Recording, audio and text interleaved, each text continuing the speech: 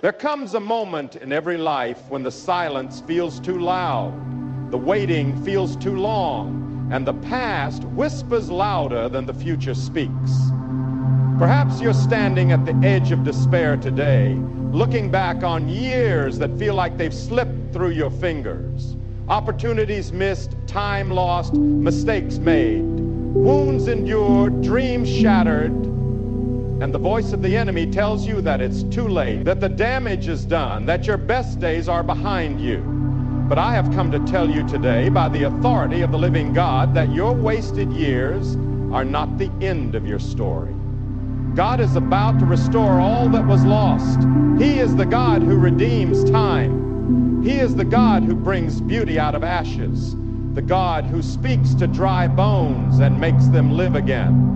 The God who says, I will repay you for the years the locusts have eaten. That promise still stands, and it has your name on it. You see, the devil is not just after your peace. He is after your timeline. He wants to convince you that because years have been lost, you are disqualified from what God promised. But the devil is a liar. God does not measure your future by your past. He measures it by his purpose, by his mercy, by his power. And he is not a God who is ever late. He is a restorer. He is a rebuilder. He is a redeemer. And what the enemy stole in years, God is about to restore in moments. Some of you have wept over wasted seasons, relationships that broke you, addictions that chained you, bad decisions that led you down paths you never meant to walk. You've cried yourself to sleep wondering how you ended up here. But let me tell you something. Your tears are not wasted. Not one of them has fallen without God's notice. The psalmist says, you have kept count of my tossings. Put my tears in your bottle. Are they not in your book? God has been watching you, not with condemnation, but with compassion. He has seen your silent prayers, your lonely nights, your hidden heartbreaks, and he has not forgotten you. What the enemy calls wasted, God calls preparation. What the world sees as delay, God sees as divine alignment. Don't you understand? God was not just letting time pass, he was letting roots grow. He was breaking you to remake you. He was stripping you to clothe you in righteousness. He was emptying you to fill you with his spirit. Those lost years were not lost to God. They were the womb of your restoration. You thought nothing was happening, but in the dark, God was doing his deepest work. The years the locusts ate, God saw every moment, and now he is saying, I will restore. And when God restores, he doesn't give you back what you had, he gives you better. He doesn't rewind the past, he redefines your future. Look at Job.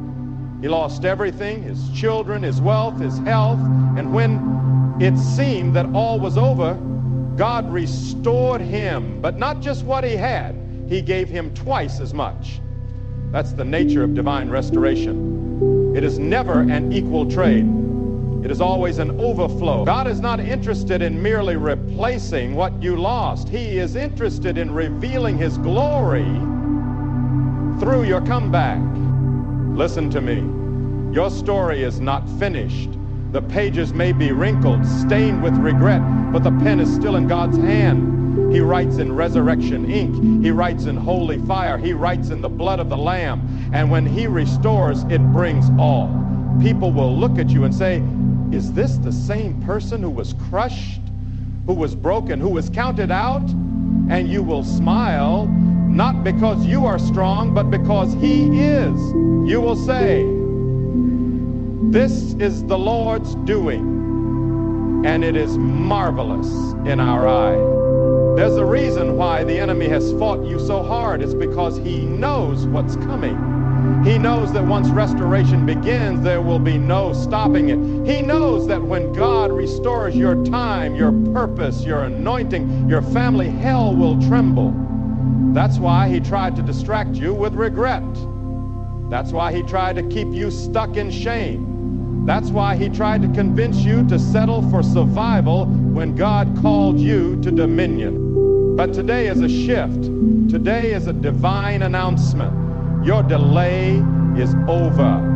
Your restoration begins now, not because of what you've earned, but because of who God is. He is the one who says, "Behold, I make all things new." He is the one who brings streams in the desert, the one who turns mourning into dancing, the one who takes what the enemy meant for evil and turns it for your good. Your past cannot cancel your call to our mistakes. Do not intimidate your Maker. Let me speak to those who feel forgotten. You've watched others move forward while you felt stuck. You've seen others celebrate victories while you battled silent battles.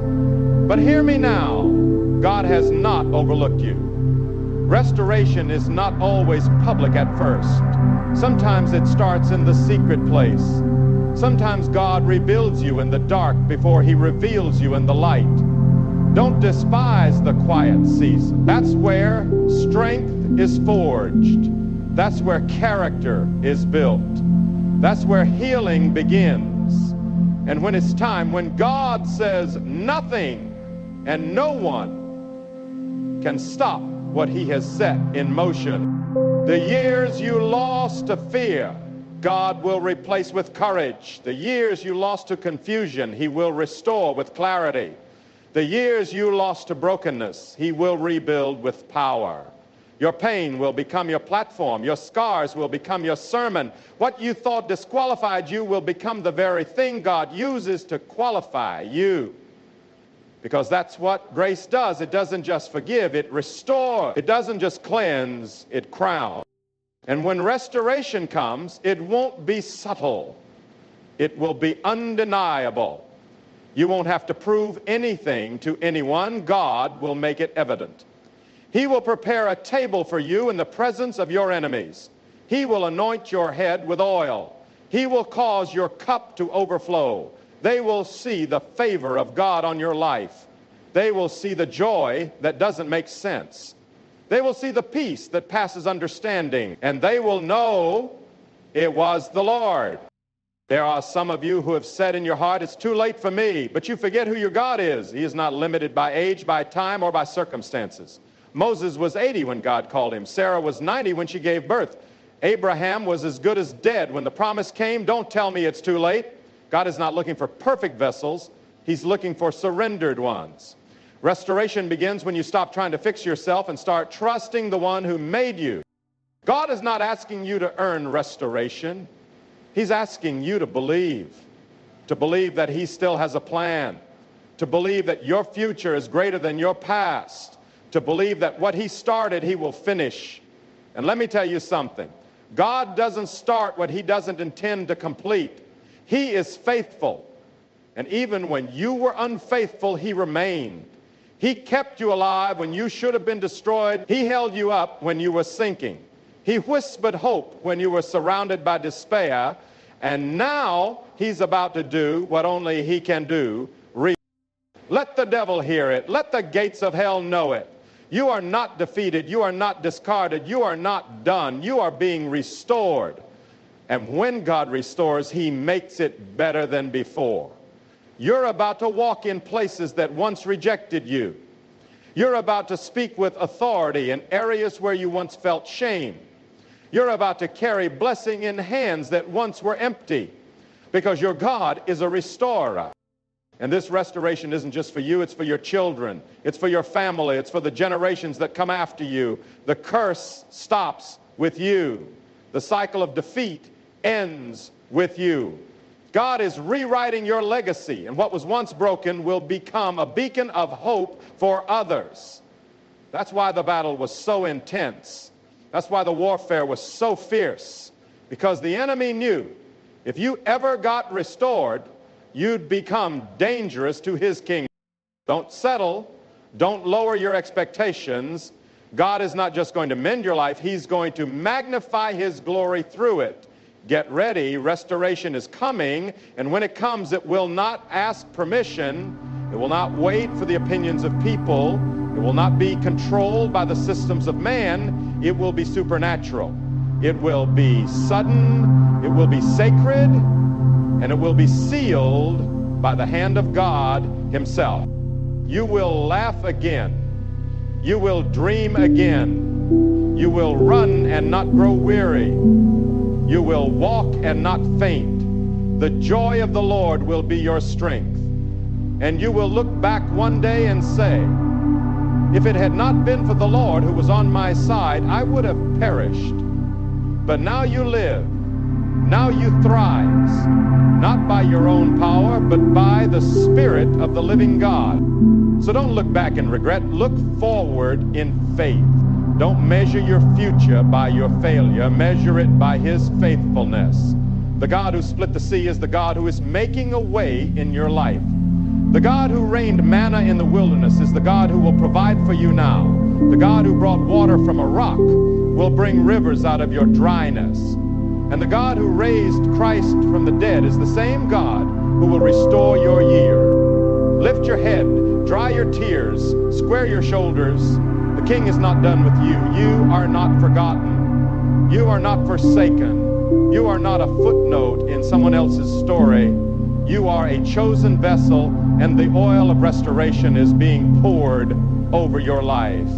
You are about to shine again. You are about to rise again. You are about to live in the fullness of all God intended for you. And when he restores, you will say, these years were not wasted. They were the pathway to glory. You'll look at every tear, every loss, every delay, and you'll see the hand of God weaving redemption through it all. The wasted years were not wasted. They were the soil of your testimony. And now the harvest is ready.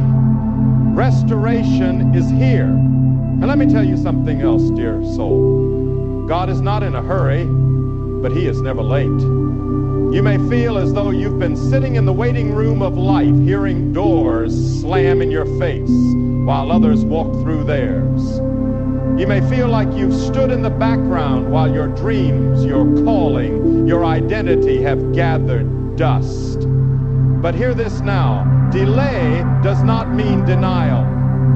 God's pauses are not God's punishment. Sometimes he holds you back, not because you are forgotten, but because you are favored. Because what he is preparing for you is bigger than what you could have handled in the years you thought were wasted. There is a restoration coming that will not only recover what was lost, it will reposition you. It will place you in rooms you didn't even know existed, conversations you never thought you'd be a part of, influence you never imagined carrying. This is not restoration to the same level. This is promotion to the level he always intended. The years you thought disqualified you were simply the chisel in the hands of a master sculptor. Every scar was shaping your soul for what you were born to carry. You are not just being restored, you are being refined, realigned, and released. When God restores, he doesn't just restore things, he restores time. That's a miracle no man can perform. Time, once gone, seems lost forever. But God is not bound by the clock. He made time. He rules over time. He can pack more purpose into the next 5 years of your life than was lived in the last 20.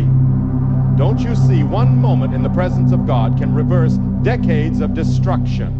One word from heaven can restore what you thought was beyond resurrection. When the hand of the Lord moves, you won't need man's approval. You'll be carried by divine acceleration. That is what the prophet Joel meant when he declared, I will restore the years the locusts have eaten. He didn't say days. He didn't say events. He said years. Why? Because God wanted you to know that there's no chapter too long, no mistake too costly, no detour too far gone for him to redeem. The same God who spoke into chaos and created light can speak into your life and create glory. He is not intimidated by the time you think you lost. He can do more in one act of obedience than you could do in a lifetime of striving. But listen to me. The restoration of God is not just about getting back what was lost. It's about becoming who you were meant to be before the loss ever happened. There are things he's about to do in your heart that go far deeper than external blessings. He's going to restore your identity. For too long, you've worn labels the enemy handed you: failure, shameful, broken, used, forgotten. But God is removing every false label. He is writing a new name over you: beloved, chosen, redeemed, victorious. You are not who they said you are. You are not the sum of your past. You are who He says you are. And His word is final. You may have failed, but you are not a failure. You may have fallen, but you are not finished. Grace is not weak. It's a consuming fire. And when it touches your life, it doesn't just clean the surface. It burns away every lie, every chain, every mark of the enemy. You walk out not just healed, you walk out transformed. And once God has restored you, no one can reverse it. Let this sink in. God's restoration is holy. It's not merely emotional comfort, it is divine justice. The enemy has robbed you long enough. He has silenced you, mocked you, delayed you, but no more. There is a holy payback coming. God said in Isaiah, instead of your shame, you will receive a double portion. That means what was stolen must return with interest. What was broken must be made whole with glory. What was stripped away must return, clothed in righteousness. This is the justice of heaven. It restores with glory. Some of you have lost your voice in the process. You once spoke with boldness, but pain has made you quiet. But restoration will give you your voice back, and it will be stronger than before. When you speak again, demons will tremble. When you declare again, atmospheres will shift. When you worship again, chains will break, because now your voice is forged in the furnace of affliction. It carries the weight of victory. It carries the fire of heaven. And to the one who says, but I caused my own loss, I say to you, even that is not too great for your God. He is not only the God of innocent victims, He is the God of guilty prodigals. When the prodigal son came home, the father didn't scold him, didn't shame him. He ran to him, clothed him, celebrated him. That's what your Father will do. He will restore even the years you squandered in rebellion, because His mercy outruns your mistakes. This restoration will not come through striving. It will come through surrender. You don't have to force it, you have to receive it. God is not looking for your performance, He's looking for your posture. Will you kneel? Will you yield? Will you trust Him to write the ending? The cross has already paid the price. The resurrection has already proven His power. Now He is waiting on your surrender so He can release His restoration. And when it comes, oh, when it comes, you will know it was God. It won't be coincidence. It won't be luck. It will have His fingerprints all over it. Restoration from God doesn't just fill your hands, it fills your soul. It restores joy. It restores peace. It restores childlike wonder. You look in the mirror and see someone you almost forgot. A soul alive, eyes lit with holy fire, heart steady with trust, steps firm with purpose. And there's more. This restoration won't just change your life, it will overflow. People around you will be changed by the fire in your eyes. They'll see the oil on your life and know something divine has touched you. Restoration always becomes testimony. Testimony always becomes a weapon, and your story will become a sword that tears down strongholds in others. Because the enemy didn't just lose your past, he lost your voice, your impact, your influence, your... So rise, stand up in the strength of the Lord. Dry the tears, not because the pain wasn't real, but because the promise is greater. The storm was fierce, yes, but your God is fiercer still. The locust did devour much, but the Lord is a mighty redeemer. The wilderness was long, but the promised land is near. You are not returning to what was. You are rising into what is to come. And oh, how glorious that will be. Restoration that redeems time. Restoration that redeems purpose. Restoration that restores relationships. Opens doors, heals the mind, frees the spirit. God is going to astonish you, not because you deserve it, but because he delights in showing mercy. Because his name is faithful, because his character is restoration, and because he loves you. You who once crawled will now run. You who once hid in shame will now stand in boldness. You who once whispered prayers of survival will now roar declarations of destiny.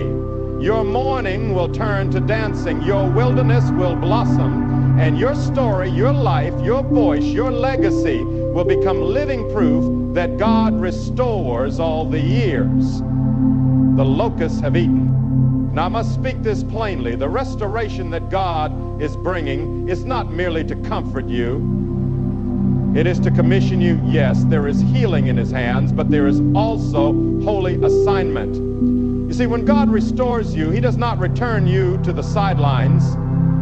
He sends you into the battlefield, anointed, armored, and appointed, because the pain you endured was not pointless. It was preparation. The fire you walked through was not just a trial. It was a consecration. God was not punishing you.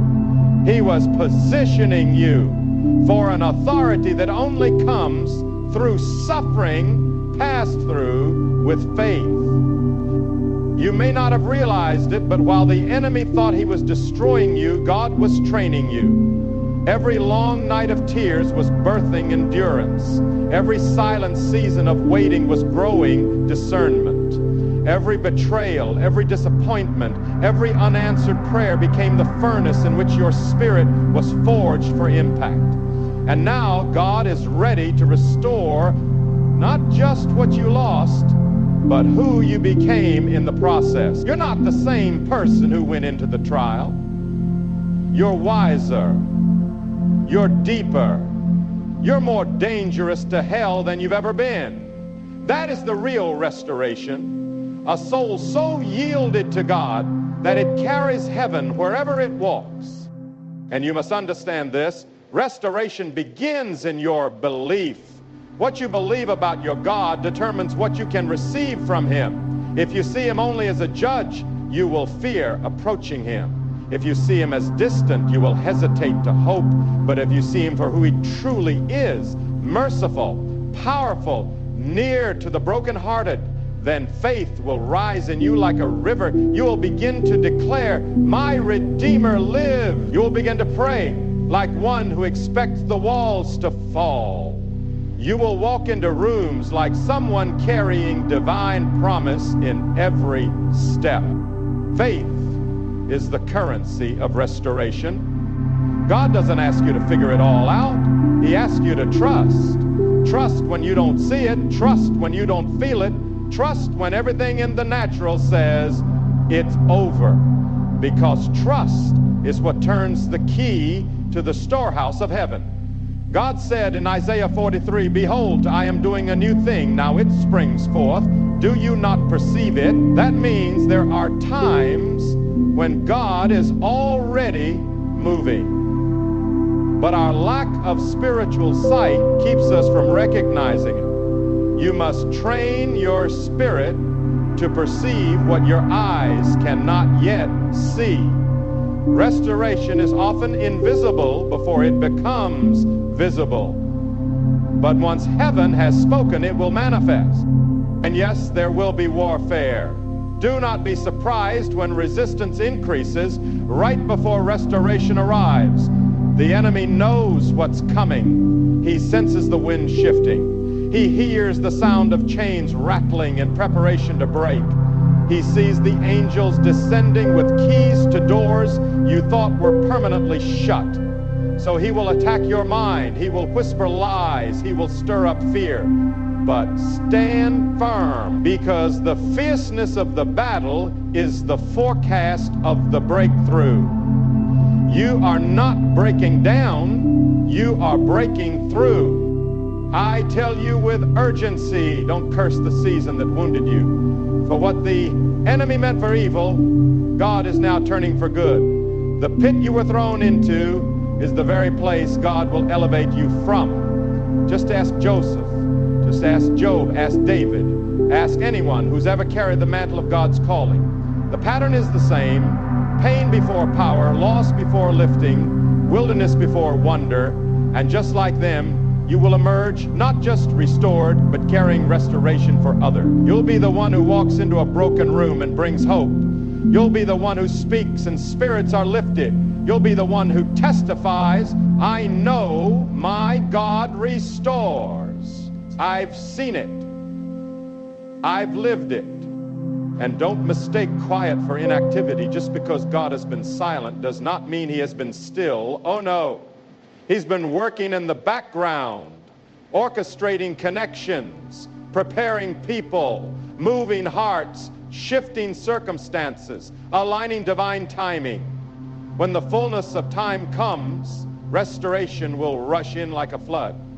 What you waited years for will unfold in moments, and it will be undeniably God. No man will be able to take the credit. No lie will be able to steal the glory. It will be stamped with heaven's seal. This is the Lord's doing, and it is marvelous in our eyes. So I ask you now, are you ready? Are you prepared to receive not just comfort but commissioning, not just healing but heavenly authority? Because when God restores, he does not leave you where he found you. He lifts you. He sends you. He uses you. And there are people waiting on the other side of your restoration. There are captives bound in chains that only your testimony will unlock. There are voices silenced by shame that will find courage through your story. Your restoration is not just for you. It's for the kingdom. This is the hour to rise up. This is the hour to shake the dust of regret from your feet. This is the hour to cast off the garments of shame and wear the robe of righteousness. This is the hour to prophesy again, to dream again, to believe again. The years were not wasted. They were woven into the tapestry of a testimony that will thunder through eternity. You were not disqualified. You were prepared. You were not abandoned. You were anointed. And soon the world will see what God can do with a life surrendered, broken, but believing. They will see the glory shine where ashes once lay. They will witness beauty rise from ruin, and they will know this must be God. For no man could restore with such precision. No counselor could heal with such depth. No scheme of man could orchestrate such a divine reversal. So hold your head high. Walk forward, not with pride, but with holy confidence. The King is restoring what the enemy devoured. The Father is redeeming what you thought was ruined. The Spirit is reigniting what the world tried to snuff out. You are not forgotten. You are not forsaken. You are not finished. You are chosen. You are beloved. You are rising. And the years you thought were wasted, they are about to become the most powerful part of your legacy. So now I say to you, this is your moment. Not tomorrow, not next year, now. This is the sacred turning point where heaven leans in, where grace stands at your door, knocking, waiting, yearning for you to open wide and let the flood of God's restoration rush in. Let every doubt fall to the ground. Let every fear melt in the fire of his love. Let every lie be silenced by the truth of the cross. You are not walking away from this message unchanged. You are walking away called, commissioned, and crowned with purpose. Stand still in your spirit and hear the voice of the Lord saying, I will restore you. Let that echo through every valley of regret, every corner of your broken past, every silent space where you thought God had gone quiet. His voice is still speaking. His hand is still reaching. And his heart has never left you, not for a single breath. You were seen in the storm. You were loved through the fire. And now you are being raised in glory. But don't keep this moment to yourself. Don't walk away from this revelation without response. Lift your hands, fall to your knees, rend your heart before the Lord and say, God, take all of me. Restore not just my ears, restore my faith. Restore my fire. Restore my fellowship with you. Let the Spirit of God awaken everything that has slept too long. Let the chains of spiritual complacency be shattered. Let every idol be torn down. Because restoration without intimacy is incomplete. And what God wants most is not just to repair your life. He wants to walk with you in the garden again. He wants your heart. So I dare you now, I challenge you in the power and name of Jesus Christ, return to your first love. Return not with conditions, not with rehearsed excuses, but with open hands and a surrendered soul. Cry out like David, create in me a clean heart, O God, and renew a right spirit within me. Let repentance wash you. Let grace remake you. Let the fire of his Spirit consume everything that is not eternal. Because what's coming is not religion, it's resurrection. What's coming is not routine, it's revival. But it must begin in you. And as you go, carry this truth like a sword in your spirit. No matter how much has been lost, no matter how long the silence, no matter how deep the wound, God restores. He restores completely. He restores beautifully. He restores purposefully. And he will not stop until your life radiates the glory of what only his hands could do. So rise, child of God. Wipe your tears. Strengthen your spine. Lift your voice. The wasted years are over. The time of restoration is here. Now go and live like you believe it. Go and walk as one redeemed. Go and let the world see what a life rebuilt by the hands of the Almighty looks like. For you, beloved, are the living proof that our God still restores.